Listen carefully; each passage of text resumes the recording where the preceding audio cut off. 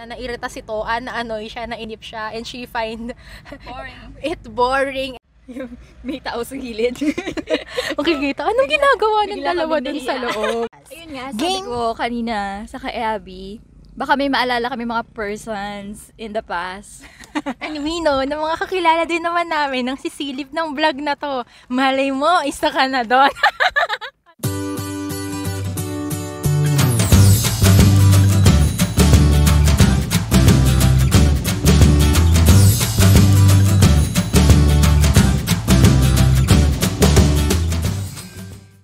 Hello everyone! Welcome to my vlog. This is Abby and you're watching I Believe in Love on YouTube. So this is my second vlog and my second episode for my Fun Kada segment. Okay, so ayan, may mga tumatakbo sa labas. Hindi ko alam kung bakit. Okay, so dun sa mga nakapanood ng first vlog ko, syempre, continuation, charot. Hindi siya continuation. Sinulit ko lang yung pagkikita namin ng Bessie Wap ko. So, Bessie Wap this time, what we're gonna do is the green flag and red flag challenge. We're just gonna talk about people na blind item ko. Charot, hindi. Hindi. May mga dinescribe ako ditong mga tao na grounded naman sa reality. Tapos, mga situations yun. And you're just gonna say if red flag ba siya sa'yo o green flag siya. Ganun lang. Tamang kwentuhan lang habang kumakain dito at nagpapalipas ng oras. Ayun nga, sabi ko kanina sa Abby, baka may maalala kami mga persons in the past. And we know, na mga kakilala din naman namin ng sisilip ng vlog na to. Malay mo, isa ka na doon. Sobrang saya ko na naman pag may nag-DM sa akin. Charot. Hindi pala makakapag-DM. Ano na? Amin na, hawakan ko. Kablock na kami. Uy, mauna ka, Besh. Ikaw yung mag-explain kasi ang hirap ng pwesto ko. Charot. Oo, nakaubusan na po kami ng food. O, game. Ikaw bumunot. Entry number 1. Uy, ang dami. Punong-puno. Uy, you read it out loud. Siyempre, nanamnamin ko muna, sandali. Oh, grabe. Ba't kasi, haba naman. Ako yung gumawa eh. Siyempre, mahaba. Nobela yung dating. Oh, so you discover your partner has been secretly borrowing money from your family without your knowledge. Dapat pala, bubunot ka. Ako magbabasa for you. Oh, ikaw sumagot, sige. Pero ikaw sasagot. Oh, sige. O, ikaw. Ito muna. Gulo na. Okay. Ha, ako sasagot. O, isa kasi pa. binasa ko. Basahin mo. Isa pa. Paulit-ulit. Ulit, mahina. Ganyan sa tunay na buhay, nag-aaway. You discover your partner has been secretly borrowing money from your family without your knowledge. Red flag or green flag? Huy, red flag! Ba't kailangan niyo pang isikreto sa akin kung nangangailangan siya ng pera? Baka para sa, travel mo. Travel namin, hindi siya nag-ipon, tapos humingi siya sa pamilya ko. Parang nag-jowa ka rin lang, wala ka palang budget. Charot, hindi. Ano kayang reason niya? Gusto kong isipin kung may reason Sino ba ba to? Sino ba to? Jowa ko ba to? Hindi ko alam. Wala. Sino to? Sino manghihiram ng money? Friend ko or something? Bakit pupunta pa siya sa partner? Partner ang sinabi ko dyan. Basta jowa mo siya or asawa Bakit mo? kaya nga kayo mag-partner, kayo yung lulutas sa mga problema eh. There's nothing Okay, wrong tama. if you're gonna go straight sa akin na kaming dalawa'y mag-uusap, gawan namin ng paraan ng maayos, 'di ba? Yeah. 'Di ba? Kung anong problema niya, ano nangyari. Kaysa po, sesegue pa siya sa family ko, masasangkot pa sila doon. The question is pinautang ba? Baka naman, Pautangan nila baka yan, kaso iba yung lumapit dating. lang. Oo, basta iba, hindi Okay. dapat ganon. Next. Ang hirap pang i-explica pero madami pa kasing tanong. Charot. Next. Ikaw naman. I'm gonna read this for you. You make bunot. Ako na nga, dami-daming ganap. Ito, maikli lang yata. You find out your new partner has a great sense of humor and makes you laugh. Ba't madali yun sa'yo? Syempre, green flag! Oo, gusto mo nang may sense of humor. Oo. May tao sa gilid. Makikita, anong ginagawa ng bigla dalawa kaming dun sa nahiya. loob? Oo. Ay kasi kaya nga nagkulong kami sa car, medyo shy type pa kami nito. Okay, so green flag talaga siya. Ano ba yan yung sa akin? Red Green flag kagad. siya kasi, Bakit?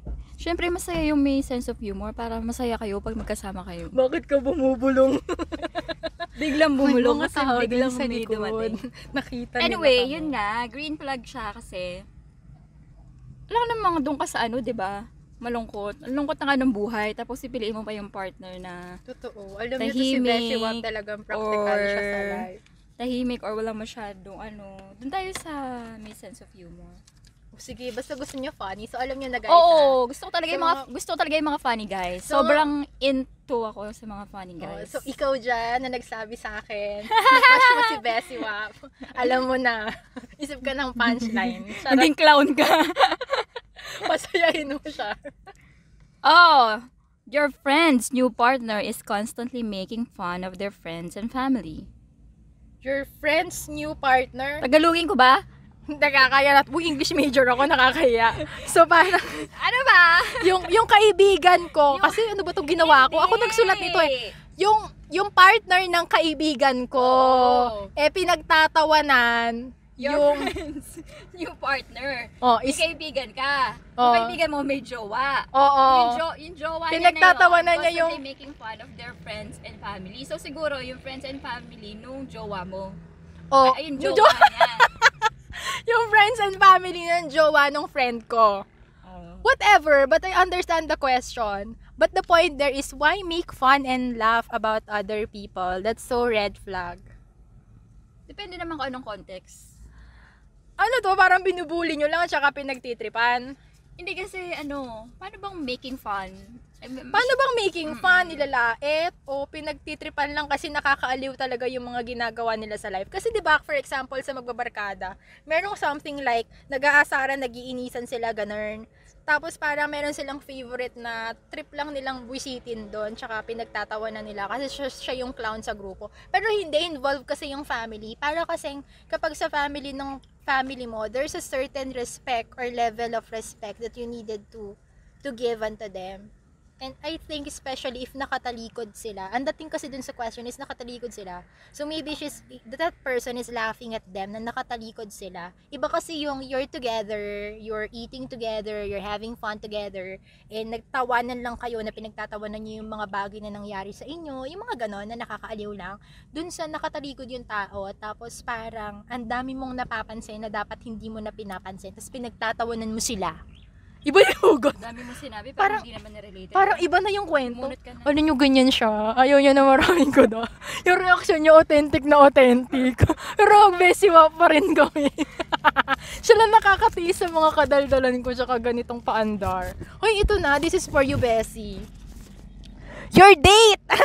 Date pa lang, date. Alam mo, may napapansin ako. Lahat ng masasama sa akin. Your date is kind and passionate towards others. This call, no questions asked. Green flag. So, kung compassionate ka at may mga pa-charity work ka, ano pang hinihintay mo? My best friend is single. Hindi na natin kailangan pag-usapan yan. Sige, next. Ayaw ko babunot, di ba? You read it for me. Okay. Your partner supports you in your passions and helps you achieve your goals. Green flag yun. Sino ba naman? Kaya nga partner, supportahan. Next. Para tong game na to. Oo, wala tayong, grabe, madali. Parang hindi, alam kasi natin, gusto natin. Kaya madali para sa yun sumagot ng green at red. Pero alam mo yan sa tunay, pag yung minsan, diba? Blinded ka by love. Charot. Your partner is always there for you when you need them. Tsaka bakit ba puro magjowa? Dapat Ito naman, hayaan mo na. Yan naisip Green ko. flag. Ano bang gusto mo? Gusto mo sa tao? Alam mo, dapat nga naisip ko dito workplace eh. Baka mas marami kang Mas naisip. masayang pagkwentuhan yun. Baka marami tayong hugot na nangyari. Pero ayaw kasi natin na pagpasok natin at na-upload na to. Syempre sila din manonood. Ano ba? Gagi, mga kakilala natin yung makaka-view.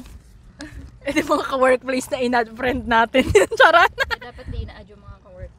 Uy, sino na ba? Ako na. You read. Your date is genuinely interested in your life and asks you thoughtful questions. Ay, green flag. Ang pangit ng mga nagawa ko. Hindi ako natutuwa sa sarili ko dito. Ito na yung sa'yo to, Ann. Your friend's new partner is always willing to help them out. Pangit. Green. Alam mo na, natsakahan na ako. Isakto na lang natin to ng 10 minutes. Tapusin na tong vlog na to. Pili tayo na magandang question. Sige. Ayoko niyan. Piling ko Sasayin ko muna. Your date is genuinely interested in learning more about your culture and background. Boring. boring, pero okay naman. Gusto mo naman na interesado siya sa'yo. Ba't mo siya i-date kung hindi ka Your interesado date sa is isa? willing to compromise and make effort to spend time with you. O green, sabay na lang natin sagutin. Sagutin Diyos mo ko, na lang, wag answer na. in chorus. Your partner is supportive of your dreams and ambitions. Siyempre, Diyos ko, green yon. feeling ko ito yung mga pangarap mo. Parang imbis imbis na magsulat ako ng green flag, red flag scenario. Yung mga ambitions mo. Yan, nalagay ko pala yung fate goals ko. Charot. Okay, you're on a date and your partner keeps checking their phone and ignoring you. Red flag. Actually, kahit di sa date, kahit sa kaibigan mo, di ba nakakabanas? Yung tumitingin siya sa phone, minsan na nga lang kayo magkasama. Your partner is open and honest with you about their feelings and thoughts. Ano ba yan? Nagdadali naman na to. Pangit naman. Sana ikaw nag-isip. Di ba vlog mo to? Sige. Your friend's new partner makes them feel loved and valued. Ano ba? GMRC? O hindi, ganyan talaga yung ano. Dapat pala yung title nito, hindi red flag, green flag challenge. My dream partner in life. Yun talaga yung plot twist, mga mi. Your date is respectful of your boundaries and limits. My God. Oo, di ba? Sino ba namang gusto ng hindi nagsiset ng boundaries tsaka limits? Green! Your friend's new partner is supportive of their career and personal growth. Hey, green din. Ang pangit pala ng mga naisip ko. Pero kagabi, Saan mo ito nakuha? nung ginawa ko yan, gandang-ganda ako. Your partner makes you feel heard and understood. Green. Green din. Sino Your ba friends- namang gusto mo awayin ka? Your friend's new partner makes them feel happy and secure. Oo naman. Alam mo, gusto mo lonely. Ayoko na, pangit. Ayoko na, naiinip na ako. Teka lang, na-bore na siya. Pati... kami mismo na banas. Your friend's new partner is always trying to control their finances. It depende kung anong context. Wow, nagkaroon ng ibang chika. Kasi control their finances. Kasi maybe you're spending too much, hindi ka na nagbabudget, concern lang hindi siya ka na sa'yo. nagsisave. Pero kung alam niya na, it's the other way around naman. Oo, ang Diba? hangin, ang saya. Okay, next, nagkalat na tayo dito sa kotse mo. Your partner's ex constantly calls, texts, and leaves voicemails.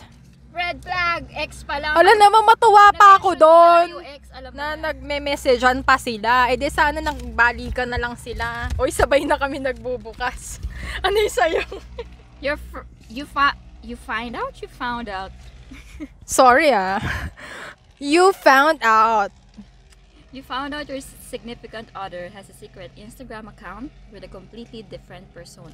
Uy, parang may maraming gumagawa niyan. Pero uso kasi yan sa younger generation these days. Dalawa Dump yung account. Instagram account nila. Dump account. Oo, yung Insta ginagamit lang nila for fangirling ng mga K-pop tsaka mga K-drama, keme. Di ba nauso yung, yung shopping account? O yung shopping account, yun din. Yung ginagamit mo lang siya para mamili online kasi may mga sellers sa IG. Anyway, your best friend's new boyfriend. Red flag yun, ha? Oo, For example. totoo. Bakit kailangan dala-dalawa pa? Shopping girl pala. Totoo, dalawa yung pagkatao niya. Or, Or, hindi naman ibig sabihin na, na masama yung pagkatao. or yung isa, doon niya ina-add yung lahat ng mga ka-office Baka ano mate lang niya. yun. Tapos yung isa, nandun yun sa family niya. Tapos may girlfriend siya doon, naka-private account Depende yun. sa goal. Baka gusto mo lang limit May yung... kilala ako. May mga- Depende sa goal, di ba? Hindi totoo. Meron din naman, gumagawa silang dalawa. For example, gusto nila, privado talaga yung sa kanila. Tapos sinishare lang nila yung mga photos nila doon para for viewing ng family. May mga ganun. Ginawa ko naman yan dati sa Facebook eh. Hindi, sinabi kasi doon, different persona. Pero hindi persona nga yung pinag-uusapan, guys. So parang meron siyang ini-imitate na ibang image or pagkatao. Your best friend's new boyfriend is constantly trying to insert himself into your plans and conversation. Depende kung what context. Totoo. Baka gusto Oo. lang talaga niya na, maging part ng buhay mo or talaga makilala yung Oo, kaibigan. anong gagawin natin? Pero Single pa kapag siya. yung OA na first, charot, iba Oo. na pala. Iba na. Parang may iba kang hugot dyan. Parang may sumingit ba sa inyo dati? Pero kapag yung naman, yung too much naman. I mean, may mga limitations din. So siguro, i-weigh mo na lang kung is Yung it too tamang much. balanse. Ano na, itigil na natin to. Ang dami pang nilista. Ayaw mo na. Charot. Ano ba? Sige. Your date talks about your ex in a negative light during your first date. Baka sa ex ko talaga Ako- siya interesado. I mean, kung dito, kung babasahin mo lang siya on this, ano, red flag yan. Pero, Totoo, pero baka masama naman talaga yung ugali nung. hindi niyo na siya dapat pinag-uusapan. Ikaw nga mismo, di ka na nagtatalk about your ex. You have a point. Tapos biglang, eme pa siya. Ano ba mo binabalik yung ex ko? Ikaw na nga yung jowa ko for today's video. Ay, for now. Ay, ngayon. Ano, hala? Ano nang pinagsasabi ko? Oh, your date insists on ordering for you even after you tell them you have dietary restrictions. For me, this is red flag. Totoo. Kasi sinabi mo na eh. I mean, malinaw na eh. Na Ang you kulit have mo pa. dietary restrictions. Oo, kung Parang totoo. nag-usap, parang in a normal setting, nag-usap na kayo pero na wag niyong gawin, pero ginawa pa din niya. Parang ganun. Tapos susunod, ang kulit lang, annoying. Charot. Your partner consistently forgets important dates and anniversaries even after you've reminded them multiple times. Red flag. Totoo. Or baka naman makakalimutin na siya talaga. Not unless pagkatao niya Matanda na. talaga yung makakalimutin siya. Kaya, meron kasing ganun eh, yung nilalagay talaga nila lahat ng important dates din sa ano Calendar. nila. Oo, tapos pagka pumalya na hindi nila na-alarm yon, makakalimutan talaga nila. Especially if those people are, bigay natin yun sa mga sobrang busy. Pero minsan, mararamdaman mong binavalue ka talaga pag hindi pumapalya. Yeah. Hindi niya na dapat makalimutan yun, matik na yun. Okay, next. Your date refuses to share details about their life even after a few dates. For me, baka naman kasi may may certain details lang na parang Siguro hindi yung naman mga- too much. Ilang months lang, yung parang I mean, hindi 2 mo naman months, kailangang 3 alamin months. lahat, di ba? Oo. Hindi ka na makikipag-date para interrogate siya. Alam mo yung family Oo. background, trabaho ng Pero lahat ng siguro mga taong yung involved sa lang, kanya. Yung basic, kung anong trabaho niya, kung anong ginagawa niya, what keeps him, what are his hobbies, yung mga Totoo. ganun. Pero not to the extent na Tsaka, magiging sobrang hindi ko malalim. alam, hindi kasi ako yung kahit kung wari yung nakikipag-date ka na kasama mo siya, pag hindi naman tinatanong, Ano? Di ba dapat kung ano lang tinanong, yun lang di sagot? Hindi naman sa Ayoko ganun. din naman nag-overshare. Charot. Oh, basta ano lang. Subjective kasi yung tanong eh. Totoo. Pero basta, depende Walang po sa kwenta. sitwasyon. Walang kwentang vlog. Uy, grabe ka. Masayang moment to. Next. Your friend's new partner is extremely jealous of their friends and doesn't want them to spend time with anyone else. Red flag. Totoo nga, pag kaibigan, hindi pwedeng magkarelasyon kayo. Sa inyong dalawa lang umiikot yung mundo nyo. Okay, wala na.